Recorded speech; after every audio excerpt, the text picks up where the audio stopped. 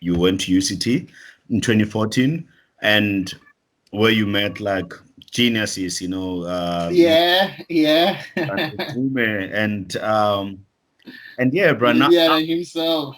And now a few weeks ago, you're graduating in Manhattan School of Music. You have your masters now, bro. Like you're a Yeah. master. That shit, like Ich bin ein Meistersinger. you know. Um, uh, how does that feel, bro? Like, um, we're gonna talk about you being in the USA, you being like a student there. But this transition, bro, the journey from Tata, from singing in Sasuke Tirisano to now singing music that's just composed for you, to now singing your own music in your final recital for your masters, bro. Like, bro, that's crazy. Yeah. Salute, mate. How really that recital was a culmination of what had been building up since my early days Yeah. MTAT. Really, that's what it was. That recital. It was um, a showcase of the journey from Umtata to Cape Town, and then New York, flying through Johannesburg. I wanted to say then Johannesburg, but I'm just flying by Johannesburg. But it's been a wonderful journey, and it's been a journey that has been inspirational to me because I've met very very inspirational and motivational people along the way. You've mentioned a Mhm. few. I see that you've mentioned yourself. No, I didn't mention um, myself, right? I mentioned the Lord, brother God. Untando Ngcume. Ngume, but I Yeah. mean, how everyone knows if you mention Ngume, then you are definitely there. It's been a wonderful journey, and what I can really make up out of it is that I've been very lucky in being blessed to Mhm. have met such inspirational people. Um, it's been really, really incredibly humbling Yeah. to have the support of people like yourself and everyone else that I met along the way. And really, what I can say since graduating is that I feel that there's a sense of responsibility that I have, you know, as someone who has had all of the opportunities Yeah. that have been presented to me. I then now have the responsibility to share those skills, to share the knowledge that I've learned, with the next generation and anyone else who's interested. So it's for me beyond being in a celebratory state of mind. I'm really in a state of responsibility. Yeah. Yeah, bro. Um, like when I asked you and thinking about you're a composer, and sadly this week we lost Prof Mzilikazi Khumalo, bro. Um, yeah, bro. That's yo, bro. Like an icon, bro.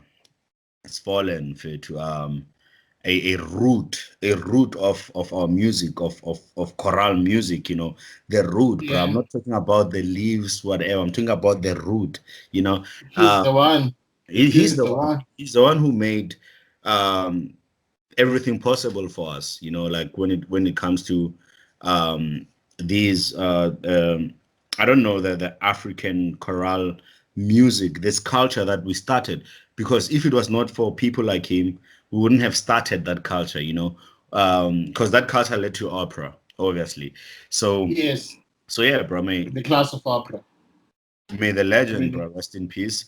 And his wife, bro, like followed a day after or 2 days after, because they I, I was like, she wants to be there in the after the next life, with him. Yeah, together, right? They're like, yo, Yes. It's we a had. beautiful love Yeah, story. that's beautiful, bro.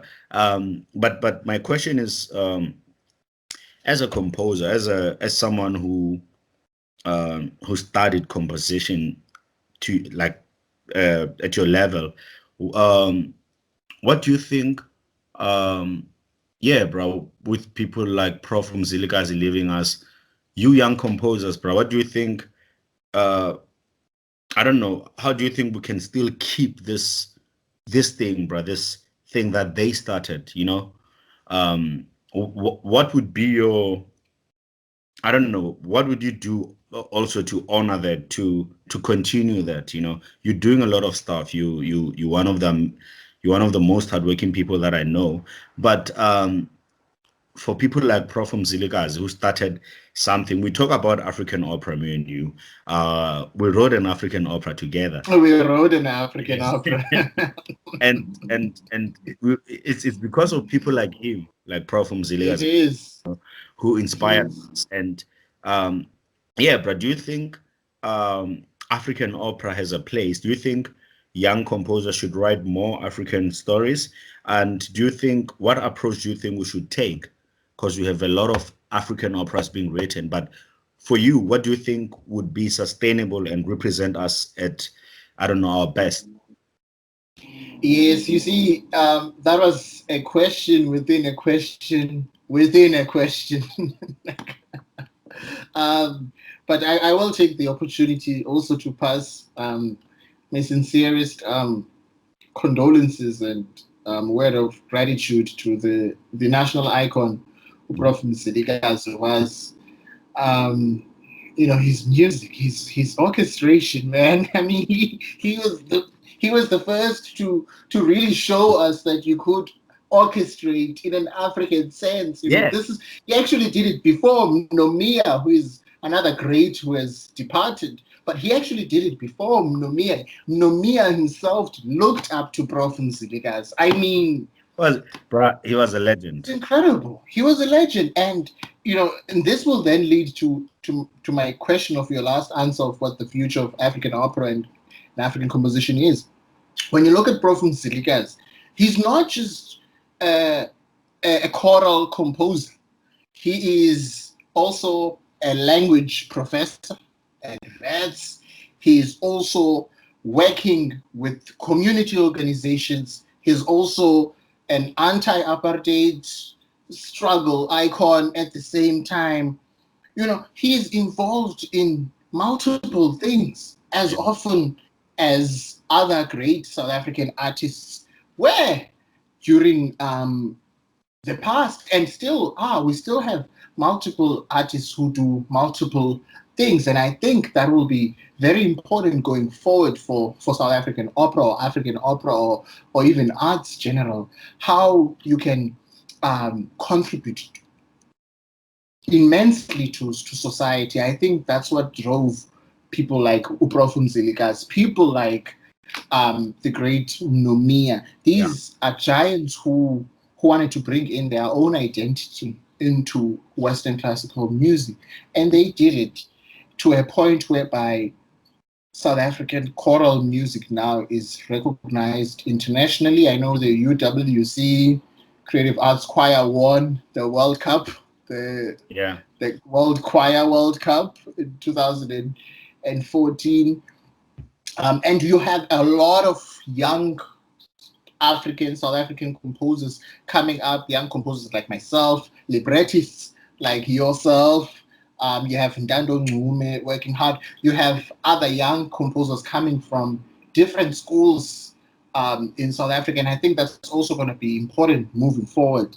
The the diversification of music resources and quality music education, rather than it being cornered in one specific location, it Yeah. being at South African College of Music, just there.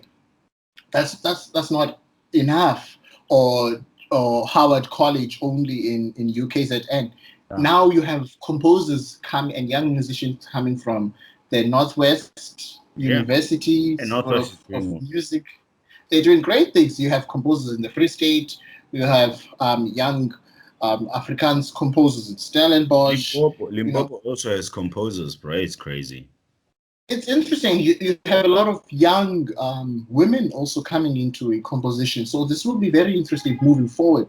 I think to finally answer your question, or your question within a question within a Yeah. question, Yeah. I'll say that the legacy of Prof. Mzilikazi lives on in every young artist who wants to bring their own individual or cultural Mhm.